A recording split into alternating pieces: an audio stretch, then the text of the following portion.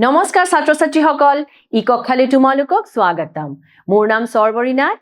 মই আজি তোমালোকৰ কাৰণে হিন্দীৰ পাঠ प्रकृति का संदेशৰ ৰৈ থকা প্ৰশ্নোত্তৰখিনি লৈ আহিছো। बच्चों, चलिए प्रकृति का संदेश पाठ में और क्या प्रश्न बचे हैं देखते हैं। मेरे साथ बने रहिएगा। 9 नंबर, आओ पढ़े और समझे। पढ़कर हम इन लाइन्स को समझते हैं। आहासुन ए बाक्यकेटा पढ़ू और चाओ कि दिसे। क, मोहन की पुस्तक अच्छी है।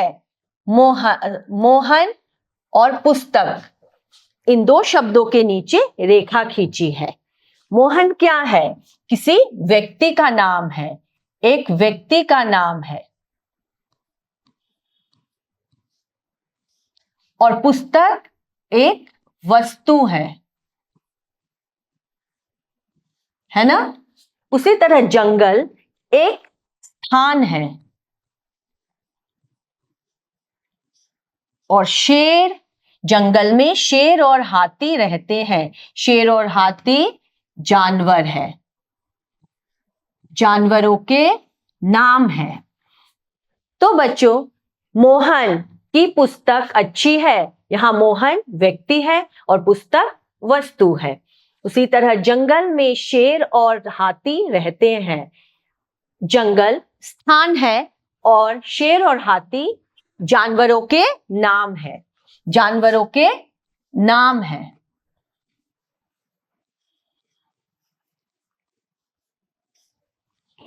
लड़का मीठा आम खा रहा है। लड़का भी किसी व्यक्ति को बोला गया है और आम एक वस्तु है। घ, रजिया स्कूल जा रही है। रजिया स्कूल जा रही है। रजिया एक लड़की है, कोई व्यक्ति है और स्कूल एक स्थान है। तो हमें क्या पता चला कि यहां जहां जहां रेखा खींची गई है वह सब किसी न किसी व्यक्ति के नाम है या स्थान का नाम है या वस्तु के नाम है। तो ये क्या है? ऊपर के वाक्यों में रेखांकित शब्द नाम सूचित करते हैं। जैसा मैंने अभी आपको बताया कि वाक्यों में रेखांकित शब्द जो है वो कोई नाम सूचित करते हैं। ये सभी संज्ञा शब्द है, इनको संज्ञा शब्द कहते हैं। संज्ञा का अर्थ क्या होता है? किसी भी व्यक्ति, वस्तु या स्थान के नाम को संज्ञा कहते हैं। बुझी पाइছা ন ছাত্ৰ ছাত্ৰীসকল? আমি হিন্দীত যিকোনো ব্যক্তি বা বস্তু বা স্থান বা জাগাৰ নামক সংজ্ঞা বুলি কওঁ। এই সংজ্ঞা শব্দটোৰ মানে হ'ল যিকোনো মানুহৰ নাম বা বস্তুৰ নাম বা যিকোনো এটা স্থানৰ নাম। তাতে পশু পক্ষীৰো নাম হ'ব পাৰে, ফল মূলো হ'ব পাৰে, সবজিও হ'ব পাৰে। ये सभी संज्ञा शब्द हैं। ऐसे और 5 संज्ञा शब्द लिखो। तो बच्चों, इसी तरह से तुम्हें यहां खाली स्थान में 5 संज्ञा शब्द लिखने हैं। तो तुम समझ गए होंगे किसी भी व्यक्ति का नाम या वस्तु का नाम, जानवरों के नाम, स्थान जैसे जंगल, स्कूल ये स्थान है, आम ये एक वस्तु है, रजिया एक व्यक्ति है, ये नाम सब संज्ञा होते हैं। तो तुम क्या यहां लिख पाओगे? जैसे मैं लिखती हूं राम, रहीम, ये क्या है? व्यक्तियों के नाम है, तो ये संज्ञा है। दिल्ली, ये स्थान का नाम है, तो भी ये संज्ञा है। घर, घर भी एक स्थान का नाम है। और अंत में मैं लिखती हूं 5वां शब्द सेब, एक फल है। मैं यहां घोड़ा, बिल्ली ये भी लिख सकती हूं। तो बच्चों, तुम भी समझकर नए शब्द लिख सकते हो। 10, आओ जाने। यहां क्या है अभी हम पढ़कर जान लेते हैं। महात्मा गांधी को भाषण देने के लिए जाना था। किसे जाना था? महात्मा गांधी को। यहाँ हम किसके बारे में पढ़ रहे हैं? महात्मा गांधी के बारे में। उनके लिए टांगा आने वाला था। वे बार बार घड़ी देख रहे थे। उनके लिए किसी ने टांगा मतलब घोड़े की गाड़ी, घोड़ा गाड़ी, घोड़ा गाड़ी को टांगा कहते हैं। कि कहीं जाना था तो कैसे जाएंगे? वो घोड़ा गाड़ी से जाएंगे और घोड़ा गाड़ी मंगाया गया था। महात्मा गांधी को भाषण दिबले যাব। তেওঁ মহান ব্যক্তি আছিলে। তেওঁ জাগা জাগাত ভাষণ দিছিলে। সেইকাৰণে যোৱা কাৰণে ৰৈ আছিলে। তেওঁৰ কাৰণে ঘোড়া গাড়ী আহিব। তেওঁ ঘড়ী চাই আছে বাৰে বাৰে। बार बार घड़ी देख रहे थे। अचानक उन्होंने पास खड़े आश्रमवासी से कहा। তেওঁৰ ওচৰত থকা মানুহজনক সুধিলে। आश्रमवासी মানে তেওঁৰ লগতে आश्रमত থকা মানুহজনক। भाई मेरे लिए जल्दी से एक साइकिल मंगा दीजिए। भाई मेरे लिए जल्दी से एक घोड़ा गाड़ी आने में तो बहुत टाइम लग रहा है। तुम एक काम करो, मेरे लिए एक साइकिल मंगा दो। साइकिल আনিব দিলে। কলে মোৰ কাৰণে এটা চাইকেল আনিলে হ'ব, মই হেতুতে যাম, মোৰ বহুত টাইম ক্ষতি হৈ আছে। এতিয়া এই ভাষণটোত আমি কাৰ বিষয়ে পঢ়িলো? महात्मा गांधी। महात्मा गांधी भाषण देने के लिए उन्हें जाना था। तो उन महात्मा गांधी, अगर हम बार बार महात्मा गांधी बोलेंगे, जैसे महात्मा गांधी को भाषण देने के लिए जाना था, महात्मा गांधी के लिए टांगा आने वाला था, महात्मा गांधी बार बार घड़ी देख रहे थे, अचानक महात्मा गांधी ने पास खड़े आश्रमवासी से कहा कि भाई महात्मा गांधी के लिए जल्दी से साइकिल मंगा दो, तो कितना हास्यकर होगा, आमार किमान हाहि उठिब न। সেই কাৰণে আমি महात्मा गांधी एबारे कलु आरु बेलेग बेलेग शब्द दी तेओ बुझिब चेष्टा करिलु। जेनेके महात्मा गांधी को भाषण देने के लिए जाना था, उनके लिए टांगा आने वाला था। उनके माने किनके लिए? महात्मा गांधी के लिए। वे बार बार घड़ी देख रहे थे। कौन देख रहे थे? वे महात्मा गांधी देख रहे थे। अचानक उन्होंने, किन्होंने? महात्मा गांधी ने पास खड़े आश्रमवासी से कहा, भाई मेरे लिए, किसके लिए?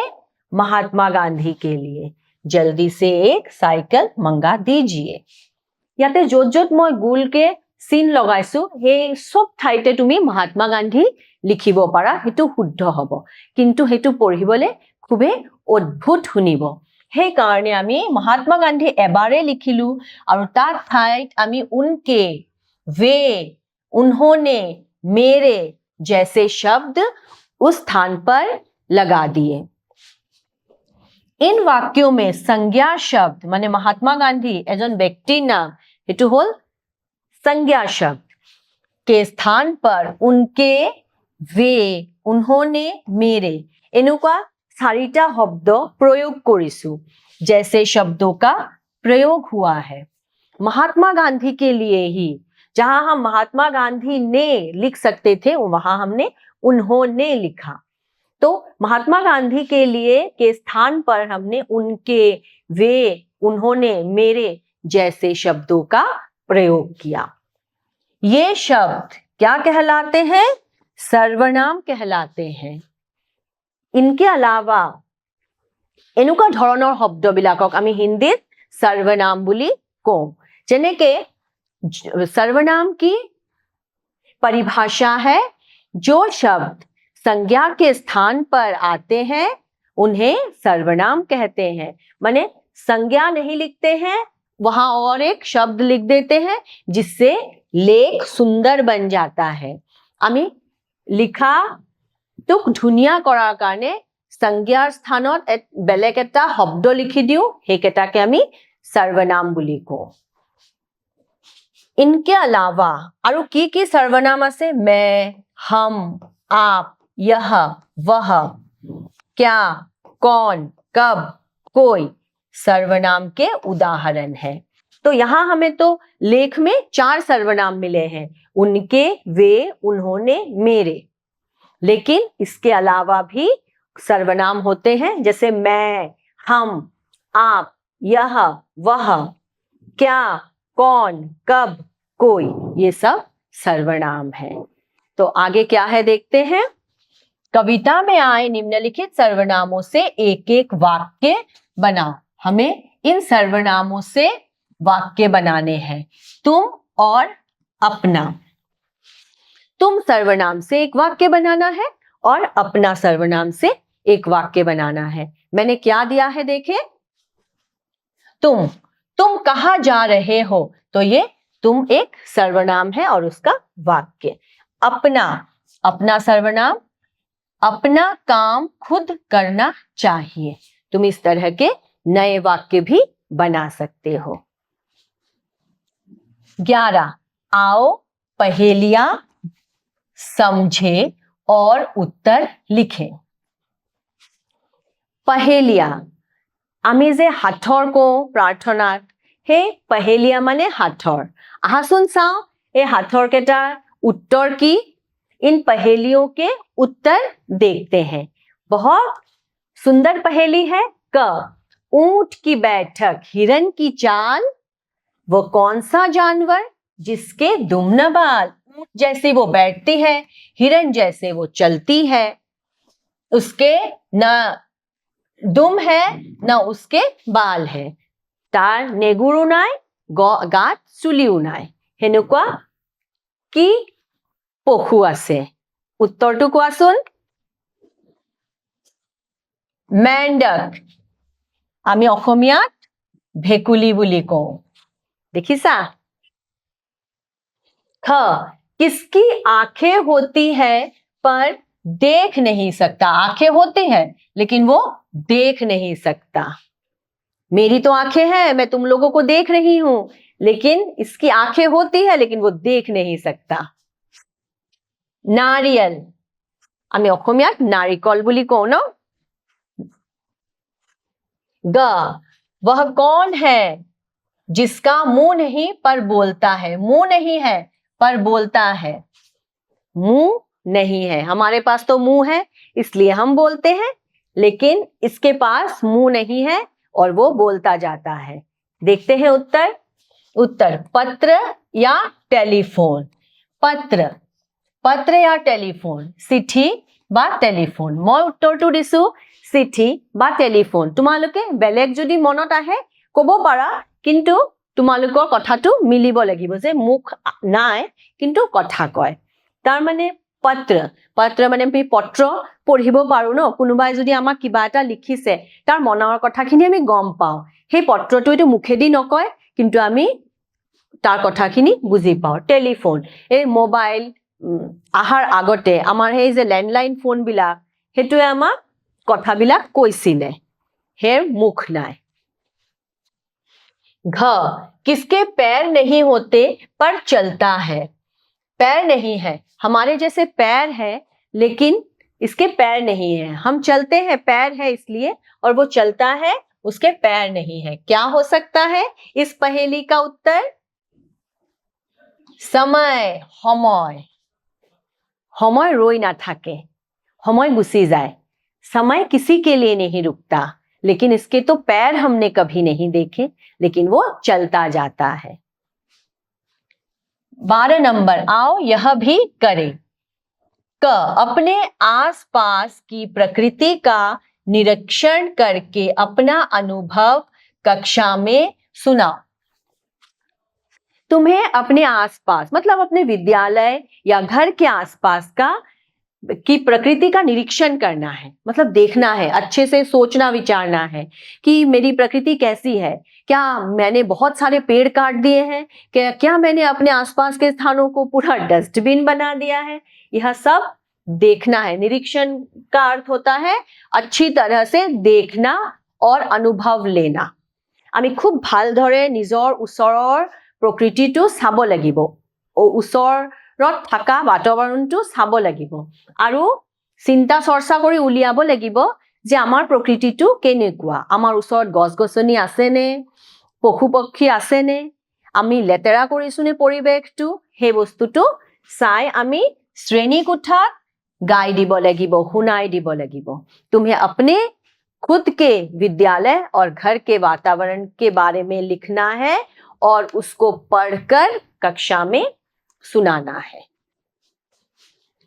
ख, प्रकृति पर आधारित 4 पंक्तियों की एक कविता लिखने का प्रयास करो। यह बहुत सुंदर प्रश्न है। तुम भी एक कविता लिखने का प्रयास करो प्रकृति पर, जैसे हमारे कवि श्री सोहनलाल द्विवेदी जी ने लिखा है, पर्वत कहता शीश उठाकर तुम भी ऊंचे बन जाओ, सागर कहता है लहराकर मन में गहराई लाओ। उसी तरह तुम भी एक 4 पंक्ति माने 4 लाइनर एटा कविता लिखिबा दे और क्लासत श्रेणीकोठात शिक्षকক শুনাই दिबा। ग, प्रकृति विषय का अन्य कविताओं का संग्रह कर कक्षा में सुनाओ। प्रकृति के विषय में और बहुत सारी कविताएं हैं, तो उन्हें भी तुम्हें ढूंढना है। लाइब्रेरी की किताबों में होंगी, तो उन्हें ढूंढकर तुम क्लास में सुना सकते हो। तुम्हारे लाइब्रेरी किताबत बा केतियाबा आमी निউজ पेपारतो पाओ धुनिया धुनिया आमार प्रकृतिर लगत मिला कविता थाके, সেইবিলাক তোমালোকে সংগ্ৰহ কৰিবা আৰু শ্ৰেণীকোঠাত গাই দিবা। 13, आओ खेल खेल में सीखे। तो अभी हम खेल खेल में सीखते हैं। हर वक्त पढ़ना थोड़ी अच्छा लगता है तुम लोगों को, कभी कभी शब्दों के साथ खेलना भी चाहिए। तो खेल खेल में क्या सीखेंगे? कलम। कलम शब्द के अंत में क्या है? म, तो अगला शब्द हम म से बनाएंगे, मकान। न से हम नल, ल से हम लड़का, का से कागज। तो अंत में जो शब्द आता है उसी से हम एक नया शब्द बनाते हैं। तो यहां ज से क्या लिखा मैंने? अंत में ज था, तो मेरा नया शब्द है जगत, ज से। और त से तरंग, उसके बाद ग से आया गाय, हमार गाय गुरु। गाय के अंत में है य, यह। ह से हल। ल से क्या होगा? तुम जरूर बनाने की कोशिश करो। ल से लाल। इस तरह से बनाते जाओ, बनाते जाओ। खेल खेल में सीख लेंगे हम। 14 नंबर, है अथवा है लगाकर वाक्यों को पूरा करो। यह है कैसे है? इसमें बिंदु नहीं है और यह है में बिंदु है। तो जहां एक वचन होता है वहां बिना बिंदी के है आती है, और जहां बहुवचन होते हैं वहां बिंदी वाली है आती है। तो यह पेड़ है, यह मतलब एक पेड़ है यह, और वे का मतलब है बहुत सारे पेड़ हैं। तो यह पेड़ है मतलब यहां बिंदी नहीं लगेगी।